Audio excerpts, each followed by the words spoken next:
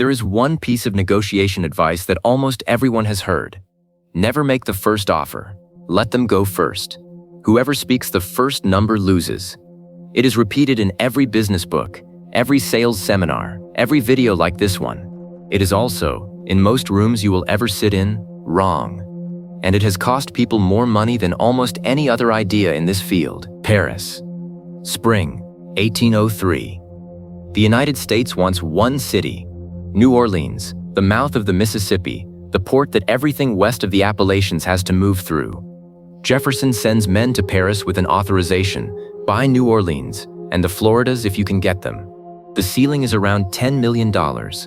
They arrive prepared to negotiate for a port, and then the French foreign minister, Talleyrand, the same man who sat silent at Vienna 11 years later, asks the Americans a question nobody sent them to answer.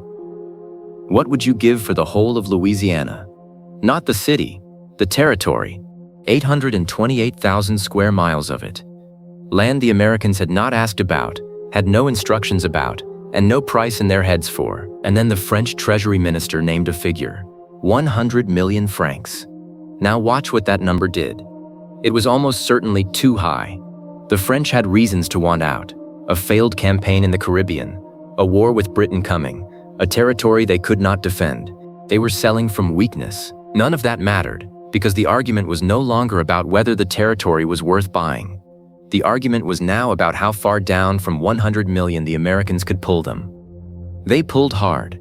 The deal closed at 60 million francs, plus assumed debts, around $15 million in total. And every history book records that as one of the great bargains ever struck, which it was. The Americans got a continent for pennies an acre, but notice what actually happened in that room. The French set the frame. The Americans spent the entire negotiation arguing inside a number France invented, a number that had no relationship to what France was willing to accept, and that France would have taken far less than. The side that went first didn't lose. The side that went first decided what everyone was arguing about. Now watch it happen to you. A recruiter asks what you're looking for. You have been trained your whole life to deflect. I'd rather hear your range first. So they tell you their range. And here is what you do not see. That range was built to be their ceiling, not yours. Every sentence you say from that point forward is a sentence inside their frame. You did not avoid the anchor. You just let someone else set it. The same thing happens when you send a quote and let the client name what they had in mind. When you list something for sale and ask what they'd offer. When you ask a partner, what do you think is fair, before saying what you think is fair. In every one of those, you didn't stay neutral.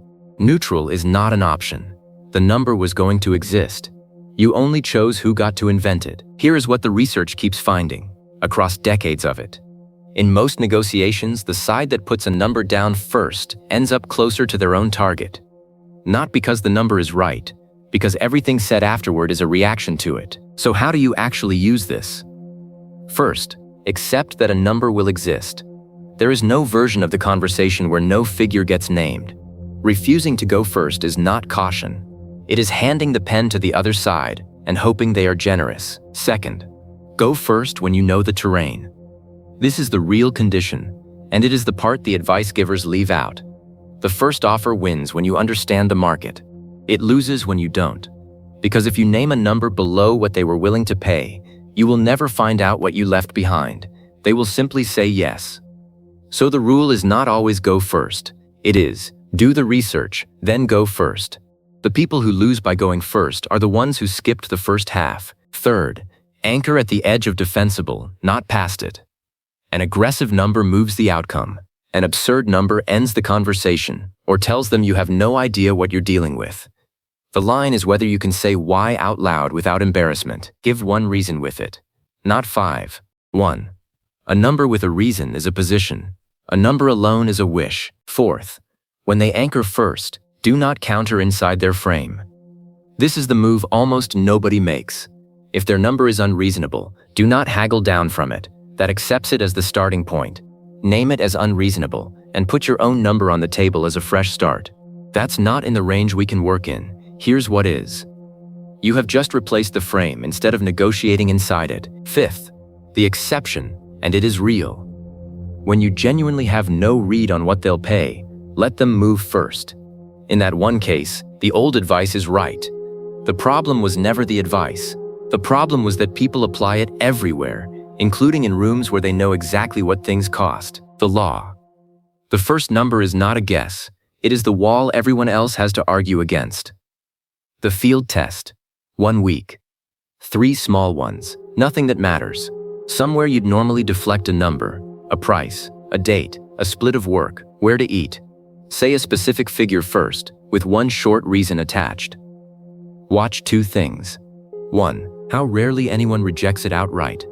Most people negotiate from your number. They do not replace it. 2. How much information the other side gives away in their counter. A counter tells you where their real limit is far more precisely than any question you could have asked. Do it 3 times, and you will stop believing that silence about numbers is safety. The warning. An anchor is a claim about reality. Throw one out with nothing behind it, and you don't look strong.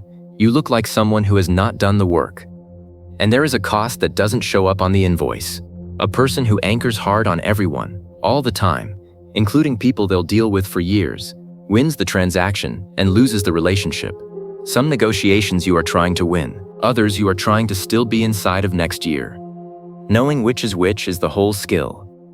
The advice was never entirely wrong. It was just repeated by people who never said when it applied.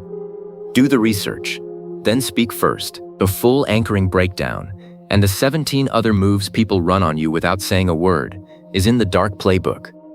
First chapter is free, link below. Next one. Why people like you more after they've done you a favor, not before.